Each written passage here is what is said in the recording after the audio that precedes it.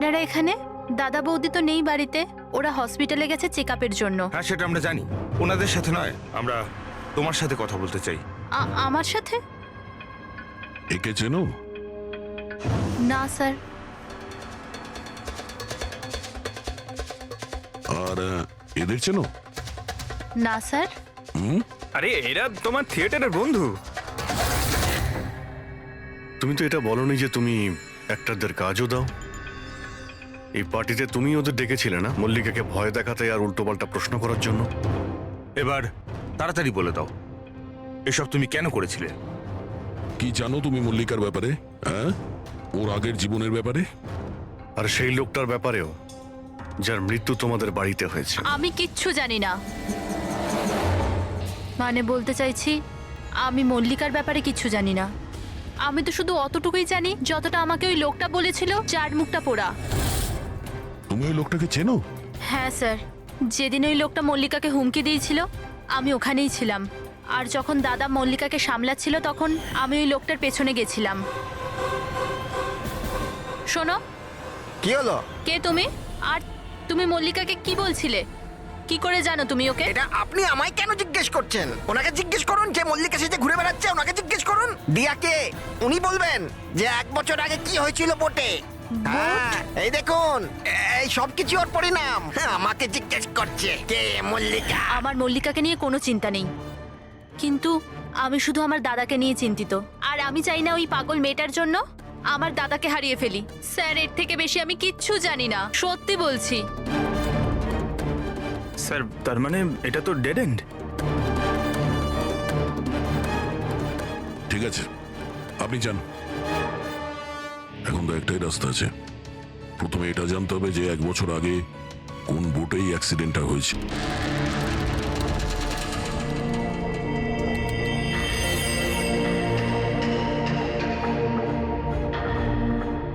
এমন যতগুলো কেস হয়েছে সব কটা দেখো 10 মাস থেকে 1 বছরের মধ্যে। এই সময় বেদান্তর সঙ্গে মল্লিকার দেখা হয়েছিল হসপিটালে। ওকে? Yes sir. একবার যদি বোটে ব্লাস্টের ব্যাপারটা পরিষ্কার হয়ে যায় তাহলেই তদন্ত এগোনো যাবে। স্যার, হ্যাঁ, পেয়ে গেছি। এই দেখুন, 2016 নভেম্বরে একটা বোট ব্লাস্ট হয়েছিল কেরালায়। স্যার, ওই বোটে 4 জন ছিল, হাজব্যান্ড ওয়াইফ, ওনাদের মেয়ে দিয়া, আর ওই বোটের মাঝি। বম ব্লাস্টের জন্য স্যার সবাই মারা গেছিল, শুধু ওই মাঝি ছাড়া। স্যার, এ তো মল্লিকা। মল্লিকা, দিয়া, এর ফ্যামিলি তার কে কে আছে? স্যার, মাথুর ফ্যামিলিতে 4 জন মেম্বার, হাজব্যান্ড ওয়াইফ, ওদের মেয়ে দিয়া, আর ওর ভাই রতন। 1 মিনিট স্যার, এই যে এটা ওর ফটো, রতনের। এটা তো সেই লোকটা যার মৃত্যুটা গুলি লেগে হয়েছে বেদান্তর বাড়িতে। কিন্তু স্যার, গুলিটা মারলো কে? এখন এই সব প্রশ্নের উত্তর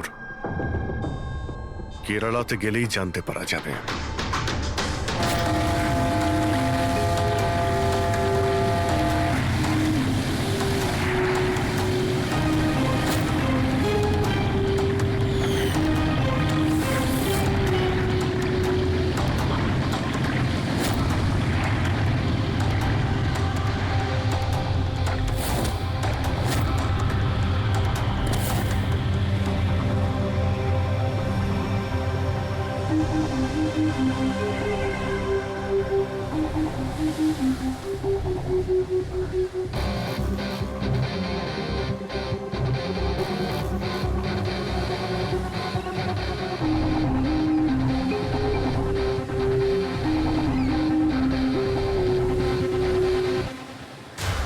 এই জালটাকে ভালো করে ধুতে হবে। সুব্রমণিয়াম, ভালো করে দড়ি দিয়ে বাঁধো।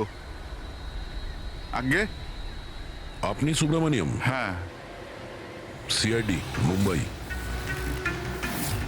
1 বছর আগে ডিসেম্বর 2016-তে আপনার বোটে ব্লাস্ট হয়েছিল, সেই ব্যাপারে জানতে এসেছি। তাতে একজন পুরুষ আর একজন মহিলা মারা গেছিল, আর ওর মেয়েটা হারিয়ে যায়। আপনার বোটের মাঝিও তো ছিল ওতে। মাঝি? হ্যাঁ, আপনার বোটের মাঝি তো ওই বোটেই ছিল। হ্যাঁ স্যার, মাঝিও ছিল। প্রচুর লোকসান হয়ে গিয়েছিল আমার। 3 জন লোকের ফ্যামিলি এসেছিল, ভাড়া নিয়েছিল আমার নৌকোটাকে। ওদের ওই আইল্যান্ডে যাওয়ার কথা ছিল, নিজের বাংলোতে। স্যার, হঠাৎ ব্লাস্ট হয়ে গেল, সব শেষ। আমার নৌকোটাও, আমার আমার মাঝিটাও, ও বেচারাও খুব কষ্ট পেয়েছিল, অর্ধেক মুখ জ্বলে গিয়েছিল ওর। আচ্ছা, এই কান্তকে এখন কোথায় পাওয়া যাবে? এখন বলতে পারবো না স্যার, আমি জানি না ও কোথায় থাকে এখন।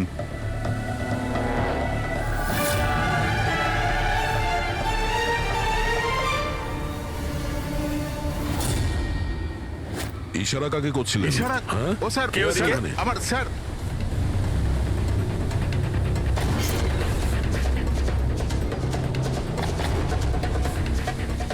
এই এই এই, এই, দাঁড়া।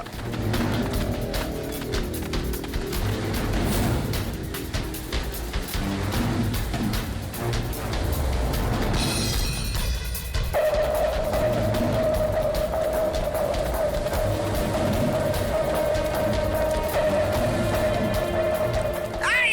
I, I, I. আই, ছেড়ে দিন আমায়, ছেড়ে দিন আমায়, মুখটা ছেড়ে তো দিন। দেখা। তুমি, হ্যাঁ, তুমি মল্লিকাকে মারতে চেয়েছিলে, হ্যাঁ, আর রতনকে মারার জন্য বেদান্ত ম্যানসনে ঢুকে গেছিলে, তাই তো? এই আবার যাবো। আর ওখান থেকে পালিয়ে এখানে চলে এসছো লুকানোর জন্য? না কেন করেছো তুমি এটা, বলো? না না স্যার, আমি আমি কাউকে খুন করিনি। আমি লুকোনোর জন্য পালাচ্ছি না, আমার প্রাণ বাঁচানোর জন্য পালাচ্ছিলাম। আচ্ছা, রতন মরে যাওয়ার পর আমাকে এখানে আসতেই হলো। আপনারা এখনো বুঝতে পারলেন না? ওই মল্লিকা পুরোপুরি পাগল। ও মল্লিকা বিপদে নেই, দিয়া নিজেই বিপদ। কি বাজে কথা বলছো? হ্যাঁ, ওই বেচারি তো অসুস্থ, আর তুমি ওকে সবসময় বিরক্ত করছিলে। না স্যার, ওই মেয়েটা আপনাদের বোকা বানাচ্ছে। বোটে কি হয়েছিল আমি আপনাকে জানাচ্ছি। ওই দিন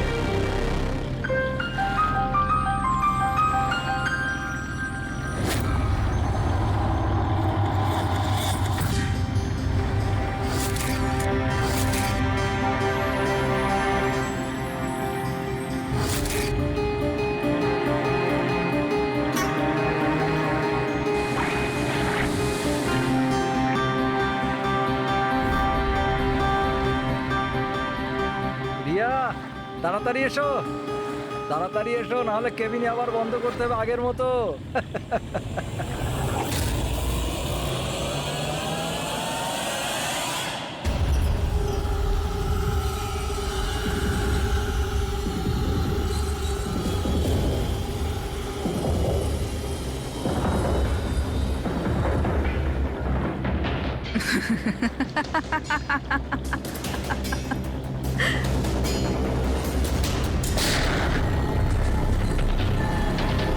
এটা আপনি কি করলেন? নিজের বাবা মাকে মেরে ফেললেন। দিয়া ম্যাডাম, এটা আপনি কি করলেন?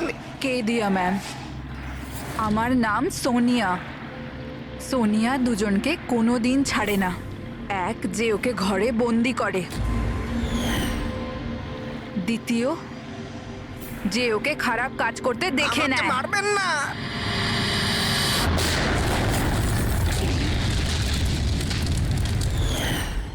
আমি তো বেঁচে গেলাম, কিন্তু বোটটা জ্বলে যাওয়ায় আমার মুখটাই জ্বলে গেল। তারপর আমি রতনের সাথে দেখা করতে যাই, যে এই বোটের বুকিং করেছিল। ও বলল কাউকে এটা বলতে না, যে একটা বড় দুর্ঘটনায় ওদের পুরো ফ্যামিলিটাই শেষ হয়ে গেছে। খুব বড় লোক ওরা, অনেক বদনাম হবে ওদের, এই জন্য বলিনি আমি। কিন্তু এটা কার জন্য হলো? ওই মাথুর বাবুর মেয়ে দিয়া, ওর পাগলামির জন্য। পাগলামো? হ্যাঁ, দিয়া, যাকে আপনারা মল্লিকা ভাবেন না, ওর দ্বিতীয় রূপ সোনিয়া। ওর ভেতরে একটা ভয়ঙ্কর পাগল খুনি বাস করছে। স্যার তার মানে স্প্লিট পার্সোনালিটি? যদি এ সত্যি কথাই বলে তাহলে তো আমাদের আগে এটা জানতে হবে যে দিয়ার ভেতরে সোনিয়া ও রতনের খুন করেছে কিনা। আর যদি করে থাকে তাহলে দিয়ার ভেতরে সোনিয়াকে যে কোনোভাবেই জাগাতে হবে।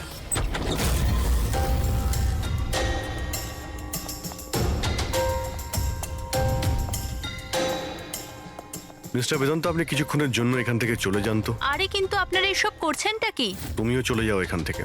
কিন্তু কিছু বলুন তো, ব্যাপারটা কি? সবকিছু বলবো, আপনি আগে এখান থেকে চলে যান প্লিজ। যান যান বাইরে। যান, তুমিও যাও। না না, আপনি না, আপনি ওখানে বসুন। স্যার, আপনি বসুন ওখানে। বেদান্ত, চলুন বসুন ওখানে। কি হয়েছে স্যার? সব ঠিক আছে? কিছু হয়নি, এবার হবে। আজকের পর থেকে না আপনি বেদান্তর সঙ্গে দেখা করবেন আর না ওর বোনের সঙ্গে। শুধুমাত্র এদের দুজনের সঙ্গেই না, তুমি কারোর সঙ্গে দেখা করবে না। হ্যাঁ, কিন্তু কিন্তু কিন্তু বাদ দাও। একটা কথা পরিষ্কার করে শুনে রাখো সোনিয়া, না তুমি কারোর সঙ্গে দেখা করবে আর না কারোর সঙ্গে কথা বলবে। আর আমাদের পারমিশন ছাড়া তুমি এই বাড়ি থেকে এক পাও বাইরে রাখবে না। এই বাড়িতে তুমি বন্দি। সোনিয়া, কেন কেন কেন যাব না? যাব, নিশ্চয়ই যাব। যাব। এইভাবে কথা বলবে না, আমি যাবই। তুমি কোথাও যাবে না। তুমি এইভাবে কথা বলবে না। বাইরে যাওয়া তো দূরের কথা, এই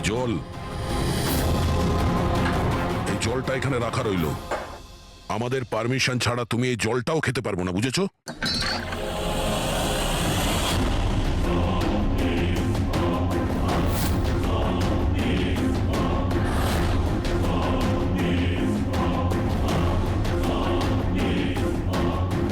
তুই আটকাবি আমাকে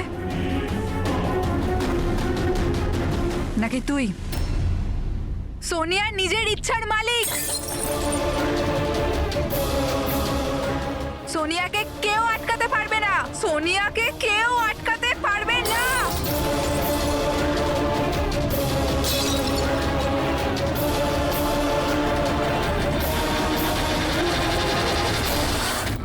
কাউকে ছাড়বো না, কাউকে ছাড়বো না আমি। ছাড়ো, ছাড়ো, ছাড়ো। এদিকে চুপ করে, চুপ করে বসো। না, না, কিচ্ছু করতে পারবে না তোমরা, কিচ্ছু করতে পারবে না।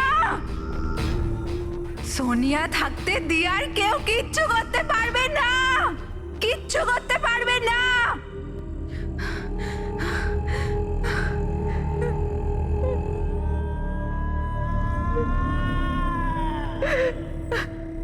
দিয়ার বাবা মা এরকমই করেছিল। দিয়াকে ঘরে বন্ধ করে দিত। কেউ এলেও দিয়া একাই বসে থাকতো, কেউ আসতো না।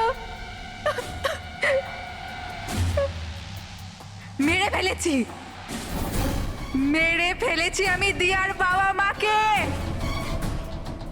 তোমাদেরও মেরে দেব, তোমাদের সবাইকে মেরে দেব। কে তুমি? তোমার আসল পরিচয় কি?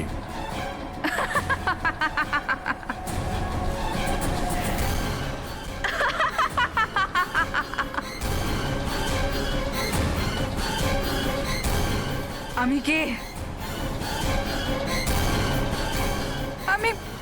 আমি দিয়া, আমাকে বাঁচাও। আমি দিয়া, প্লিজ আমাকে বাঁচাও, প্লিজ। রতনকে তুমিই মেরেছো না? হ্যাঁ, যাতে ও বেদান্ত আর শায়লাকে তোমার আসল পরিচয় না দেয়, তাই তো? এটা কি বলছেন স্যার? রতন এখানে এসেছিল? রতনের ডেথ কি এই বাড়িতেই হয়েছিল? আমার বাড়িতে রতনের ডেথ হয়েছে? ভালো হয়েছে। খুব বিরক্ত করতো আমাকেও। যদি আমি ওকে গুলি মারতে পারতাম কত মজা হতো। সবাই মরে যেত আমারই হাতে, তোমাদের সবাইকে আমি মেরে ফেলবো।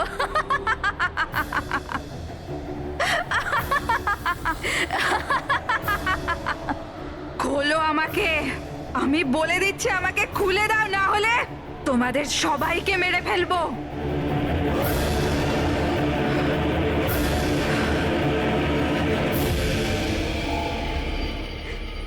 ছেড়ে দাও না দিয়াকে,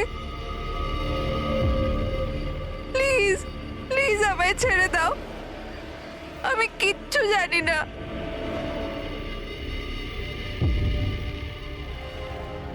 বেদান্ত, বেদান্ত,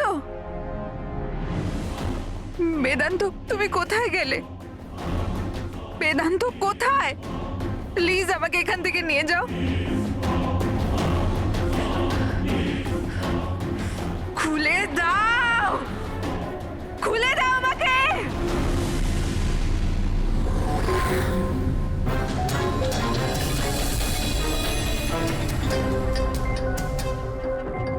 এই হচ্ছে সেই বন্দুক যেটা থেকে গুলি করা হয়েছে। এবার অভিজিৎ, তুমি এক কাজ করো, এই বন্দুকটা নাও, আর ওই সেকেন্ড ফ্লোরে যে উইন্ডোটা আছে ওখানে গিয়ে একে গুলি করো। ওখান থেকে? কাম অন গো। আরে স্যার, এটা 9mm বন্দুক। যদি আমি জানালা থেকে দাঁড়িয়েও এই ডামিকে গুলি করি তাহলে গুলিটা ডামি পর্যন্ত পৌঁছানোর আগেই নিচে পড়ে যাবে। রেঞ্জ খুবই কম হয়, এর গুলি লাগবেই না। আচ্ছা, ওর গুলিটা লাগবেই না।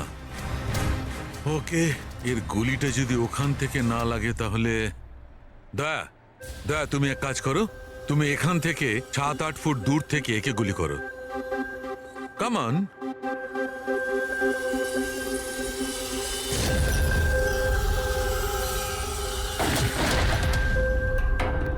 আপনি প্রমাণ কি করতে চাইছেন ডক্টর সালুকে?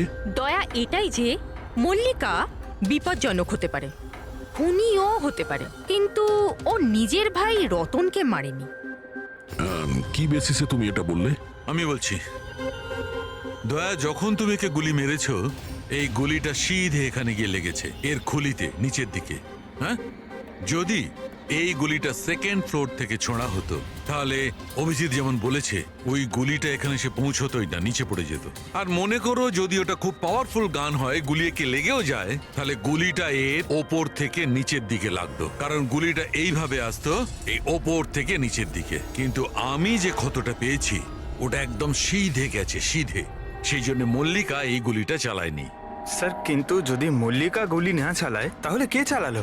এই গুলিটা যেই চালিয়ে থাকুক ও এখানেই ছিল, এই গ্রাউন্ড ফ্লোরে, এরই আশেপাশে। তার মানে স্যার ও পার্টিতে উপস্থিত ছিল, আর যখন পার্টিতে ছিল তাহলে পার্টির জামা কাপড় পরেছিল। আর যদিও গুলি চালিয়েই থাকে তাহলে ওর কাপড়ে গান পাউডারও থাকবে। কারেক্ট। বেদান্ত, বেদান্তর বন্ধু, মল্লিকা আর ওর ননদ, আর ওই যে দুজন নকল রিপোর্টার ছিল না, ওদের সবার ড্রেস নিয়ে আসো, ওদের না জানিয়ে।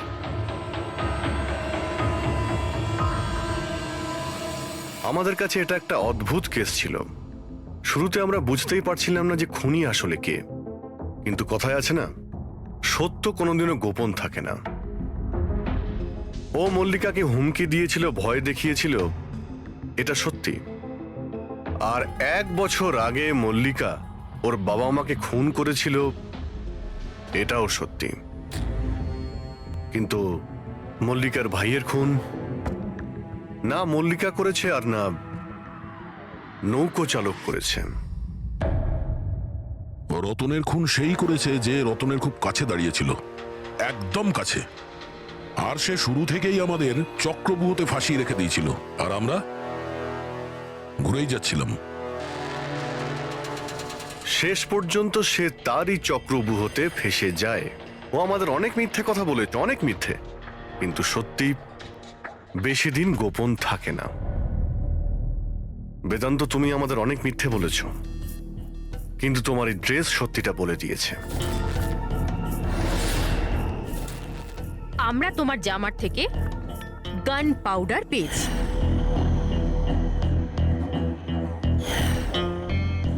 আমি রতনকে গুলি মেরেছিলাম। রিসেপশনের একদিন আগে ওর একটা ফোন এসেছিল, আর ও রিসেপশনের দিনও এখানে এসেছিল। আমি ওর সাথে একা দেখা করতে গেলাম, কি সব উল্টোপাল্টা কথা বলছিল। বলছিল যে মল্লিকার মাথার ঠিক নেই, ওর নাকি ডিসঅ্যাসোসিয়েটিভ ডিসঅর্ডার আছে, স্প্লিট পার্সোনালিটি, জানি না আরও কি সব বলছিল। বলছিল মল্লিকাই নাকি ওর মা বাবাকে মেরেছে, আর ও আমাকেও নাকি মেরে দেবে। খুব রাগ হয়েছিল ওর ওপরে।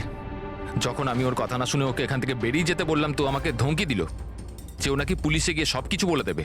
ও তো ভয় পাচ্ছিল যাতে মল্লিকা না ওর খুন করে দেয়। তারপরে খুব অদ্ভুত অদ্ভুত কথা বলছিল যে মল্লিকা পাগল হয়ে গেছে, জোরে জোরে চিল্লাতে শুরু করে দিল। বলছিল যে মল্লিকাকে ঘরের ভেতর আটকে রাখো, না হলে সবাইকে মেরে দেবে। আমি ওর কথা শুনলাম না, আর ওকে বললাম যে ও যেন ওখানেই দাঁড়ায়।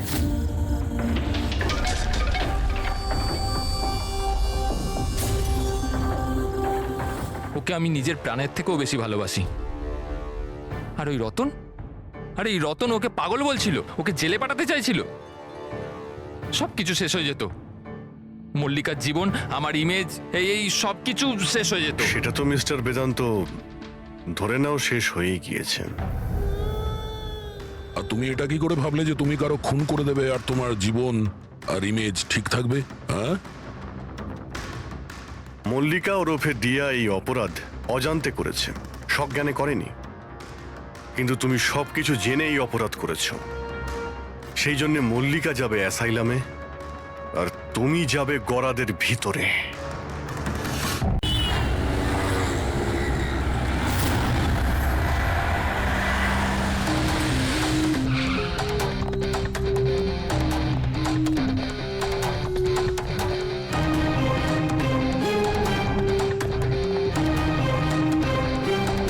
মল্লিকা কেমন আছে? ও ঠিক আছে তো? দেখুন প্লিজ, ওর খেয়াল রাখুন। আমি এক্ষুনি হসপিটাল পৌঁছচ্ছি। হ্যাঁ, এক্ষুনি, কিছুক্ষণের মধ্যেই আসছি। ওকে, থ্যাংক ইউ। আচ্ছা, আপনি কি ফোন করেছিলেন? হ্যাঁ, আমি ফোন করেছিলাম। এই ভদ্রলোক এখানে, জানি না কেউ এই বেচারাকে। আপনি এনাকে চেনেন? না স্যার, আমি তো ওকে চিনি না। কিন্তু দেখুন স্যার, আপনি বলেছিলেন যতক্ষণ না আপনি আসেন আমি এখানেই থাকি, তো আমি ছিলাম। এবার আমার হসপিটালে যেতে দিন, আমার ওয়াইফ হসপিটালে ভর্তি। গুলি সোজা মাথায় লেগেছে, মনে হচ্ছে এখনো ভেতরেই আছে। এর স্কাল্প আর নাক খুব বাজেভাবে ভেঙে গেছে। চোয়ালটা ভাঙেনি, কিন্তু একে শনাক্ত করা খুব মুশকিল। মুখ একদম নষ্ট হয়ে গেছে, ফেসটা রিকনস্ট্রাকশন করতে হবে। স্যার প্লিজ আমাকে হসপিটাল যেতে দিন। দেখুন, সরি, আমরা আপনার অবস্থা বুঝতে পারছি, কিন্তু এখানে কি হয়েছিল সেটা না জেনে আপনাকে যেতে দিতে পারছি না। Please sir. দেখুন, আমি জানি যে আপনি এই লোকটাকে চেনেন না, কিন্তু এর মৃত্যু আপনার কম্পাউন্ডে, আপনার বাড়িতেই হয়েছে। এটা কোনো কোইন্সিডেন্স তো হতে পারে না, কিছু তো ব্যাপার আছে। দেখো তো আশেপাশে কোনো বন্দুক পাও কিনা। স্যার,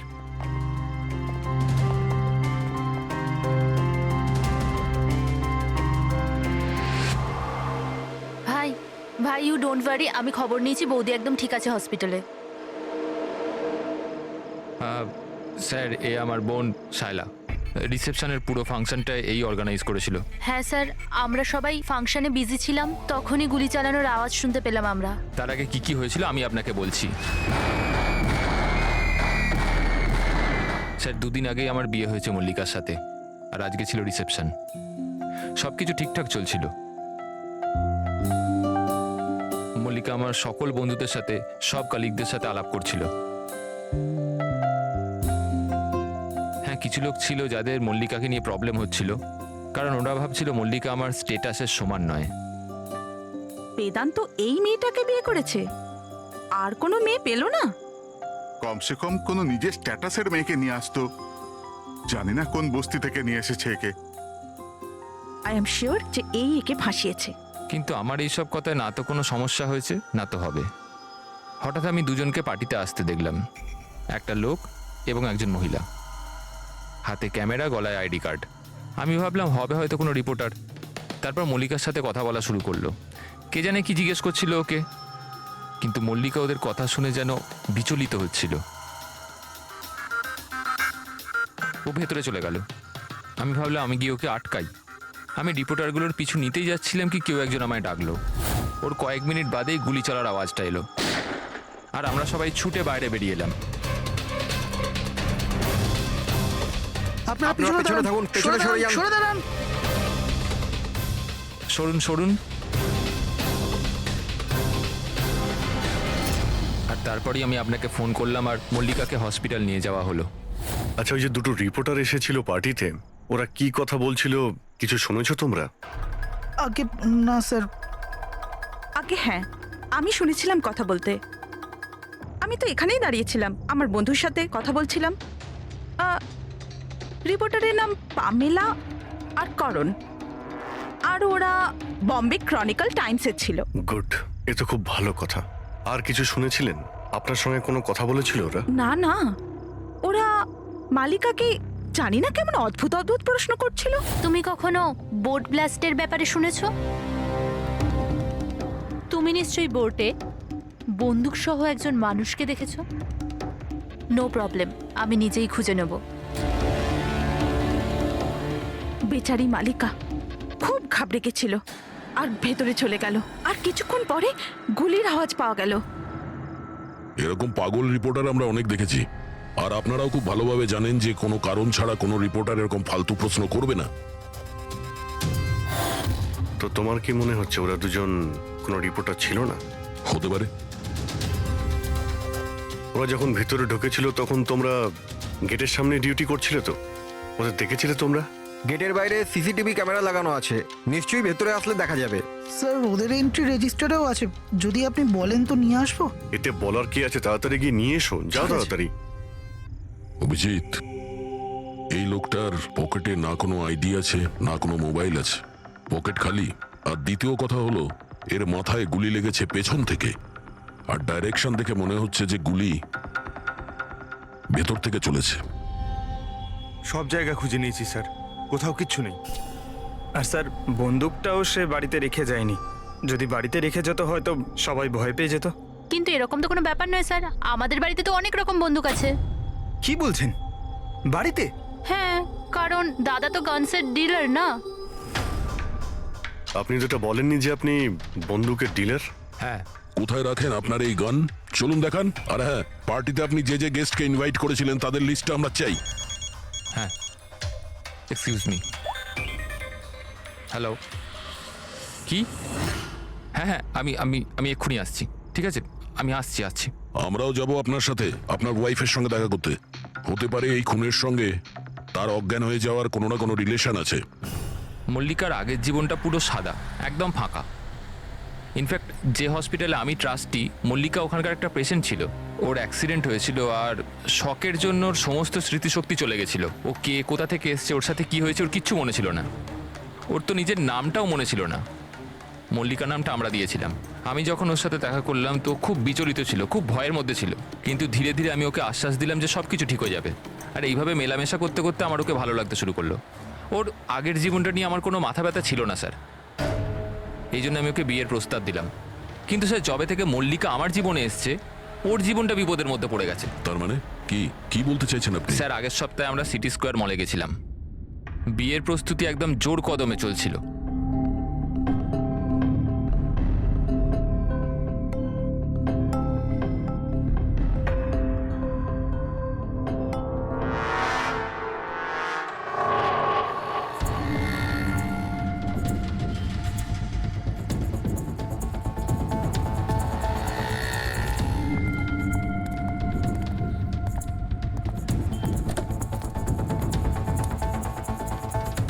ম্যাডাম, মনে হচ্ছে আমি আপনাকে আগে কোথাও দেখেছি। আমায়? চিনতে পারলেন না আমাকে? না, আমি চিনি না আপনাকে। কি বলছেন চিনতে পারলেন না? এই দেখুন পোড়া মুখ, বোট, কিছু মনে পড়ছে না আপনার? না সরি, আমি আপনাকে চিনি না। কি বলছেন আপনি চিনতে পারছেন না? আমি জানি তো আপনি দিয়া ম্যাডাম, তাই না? আপনার কিছু ভুল হচ্ছে, আমার নাম মল্লিকা। আরে আপনি দিয়া ম্যাডাম তো। বোটে আপনি এসেছিলেন আপনার জন্মদিন পালন করতে, মনে নেই? না। নেই কি করে? আপনি মনে করুন। আরে আমার হাত- এই দেখুন আমার পোড়া মুখ। হাত ছাড়ো। আমার কোনো ভুল হতেই পারে না। আপনি চিনতে এই, পারছেন না আমাকে? ছাড়ো গে, আমি ছাড়ো চিনি গে। না আপনাকে। হাত দিচ্ছিস কেন কি গায়ে? বলছেন কি? উনি তো আমাকে চেনেন, দিয়া ম্যাডাম। এনার জন্যই আমার মুখটা পুড়ে গেছে, এখন আমাকে চিনতেই অস্বীকার করছে। তুই এখান থেকে বেরো, না হলে কিন্তু আমি পুলিশকে ডাকবো। আরে পুলিশ! আরে পুলিশ! এই, দাঁড়া, দাঁড়া। পুলিশকে ডাকবে ও। কিছু হয়নি। It's all right. চলো চলো, তুমি গাড়িতে বসো। সেই লোকটা আর কোনোদিন সামনে এসেছিল? না স্যার, কিন্তু ওর দুদিন পরে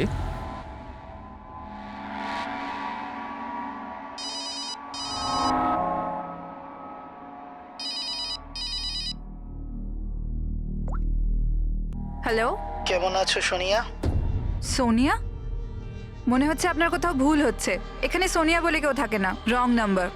থাকে আমি জানি, আমি ওর সাথেই তো কথা বলছি। আর খুব তাড়াতাড়ি আমি তোমার কাছে আসব, তোমার কাছে, তোমাকে মারার জন্য। বেদান্ত, তোমার এই ঘরে যে লোকটা মারা গেছে তার সঙ্গে এর নিশ্চয়ই কোনো সম্পর্ক আছে। হতে পারে ও তোমার ওয়াইফকে মারতে এসেছিল কিংবা হুমকি দিতে এসেছিল। কিন্তু একটা কথা সত্যি যে এটা সেই লোক না যার মুখে ক্ষত ছিল। আমরা চেক করেছি, কিচ্ছু ছিল না। কিন্তু 100% কোনো না কোনো কানেকশন তো আছে।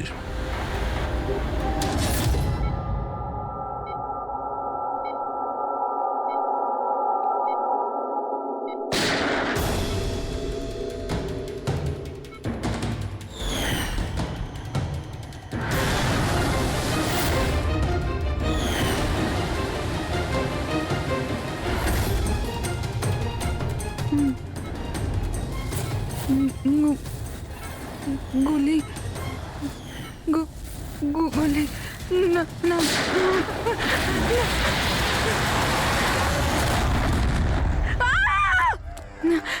না, ইনজেকশন। না, কাম ডাউন।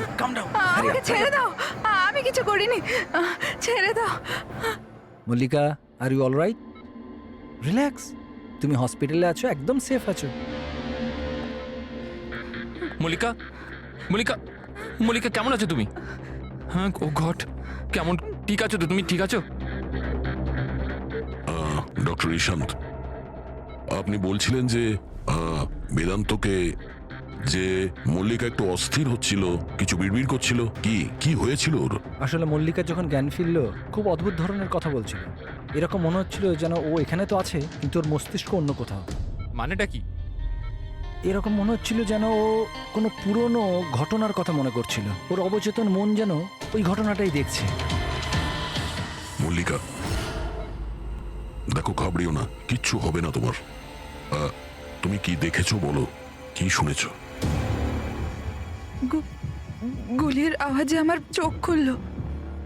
যখন যখন আমি চোখ খুললাম তো আমি অদ্ভুত অদ্ভুত জিনিস দেখছিলাম। একটা বোট আর আর আর একটা লোক ওই লোকটার হাতে একটা বন্দুক ছিল। আর বন্দুকটা আমার দিকে তাক করে আর আর ওই ব্লাস্ট হয়ে গেল। ওই ব্লাস্ট।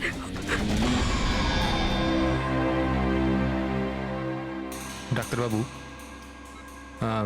এমনটা তো নয় যে মেডিকেশনের জন্য ওর হ্যালুসিনেশন হচ্ছে, কারণ আমি কখনো ওকে কোনো বোটে নিয়েই যাইনি, তো জানি না, বুঝতে পারছি না তো আমি কিছু। ভালো হতে পারে যে তোমার সঙ্গে দেখা হওয়ার আগে কোনো বোটে গেছিল।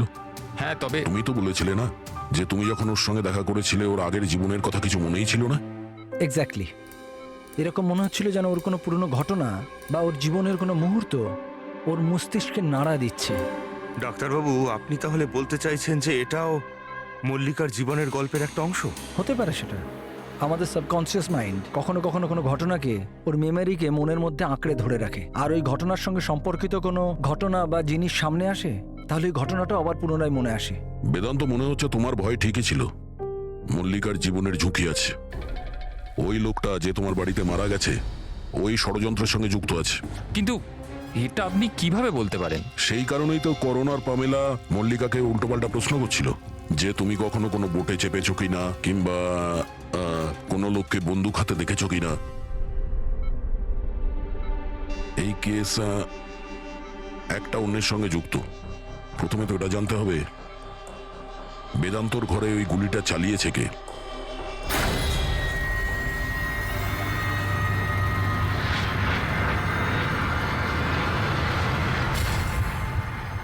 স্যার, এগুলো লিগ্যাল ডকুমেন্ট আর লাইসেন্স সব আমাদের কাছে আছে। আচ্ছা,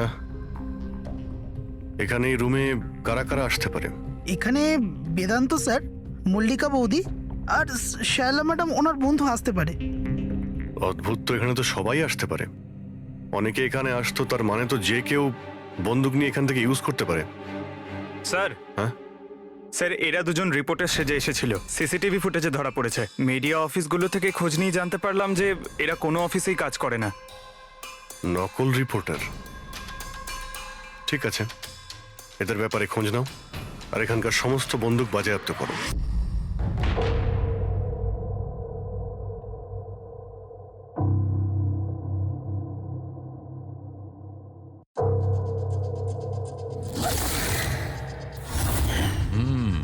থ্যাংক গড এর চোয়ালের হাড়গুলো আর চিক বোনটা ঠিক আছে, নাহলে মুখটা তৈরি করা খুব মুশকিল হয়ে যেত।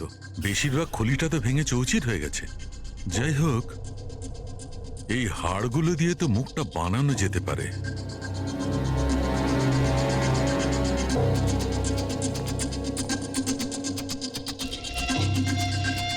এর মধ্যেই আছে সেই বন্দুকটা যেটা দিয়ে ওকে গুলি করা হয়েছে।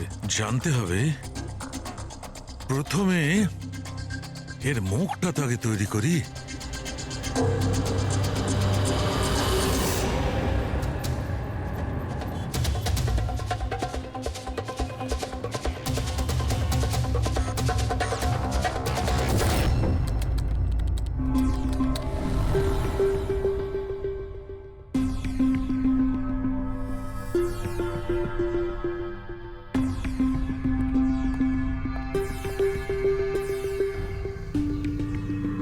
মল্লিকার কাছে যে সোনিয়ার নাম করে হুমকি দেওয়া ফোন আসছিল, সেটা পিসিও থেকে আসছিল, সেখান থেকে খুঁজে বের করা খুব মুশকিল।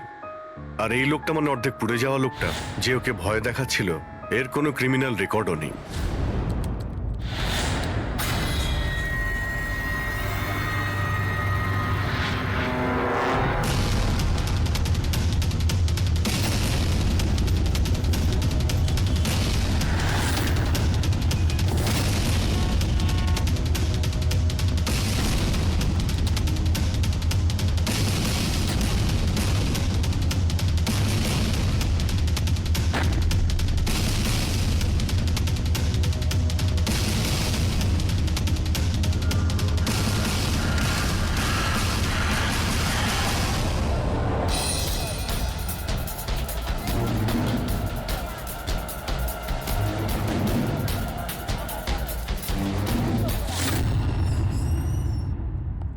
শুনুন,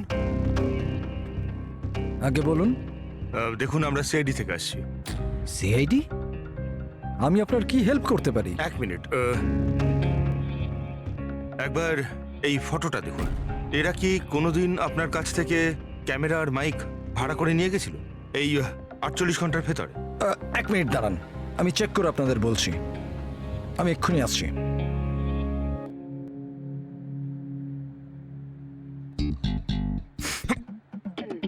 কি হয়েছে? আরে ধরিস না, খারাপ আরে হয়ে যাবে। কিচ্ছু হবে না। আরে ওগুলো তো দেওয়ালে এমনি টাঙানো রয়েছে। কি ফ্রেডি স্যার? আগে হ্যাঁ, এ করণ আর পামেলা, এরা 48 ঘন্টা আগে আমাদের এখান থেকেই মাইক আর ক্যামেরা ভাড়া করেছিল।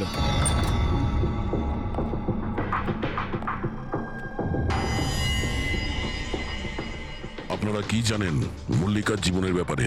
সত্যি কথা বলুন। স্যার, আমি আর আমার স্ত্রী থিয়েটার অ্যাক্টার্স।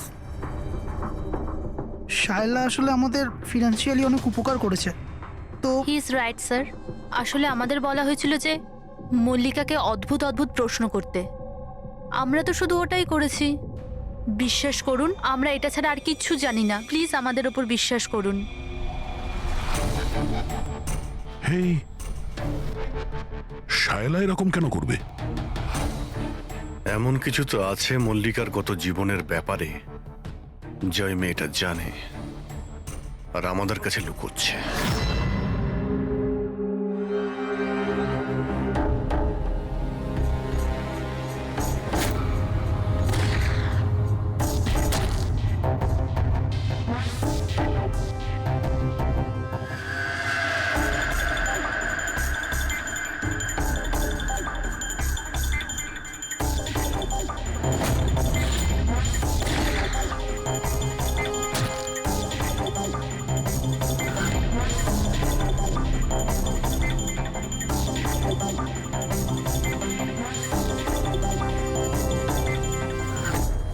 এইটা হচ্ছে ওর মুখ।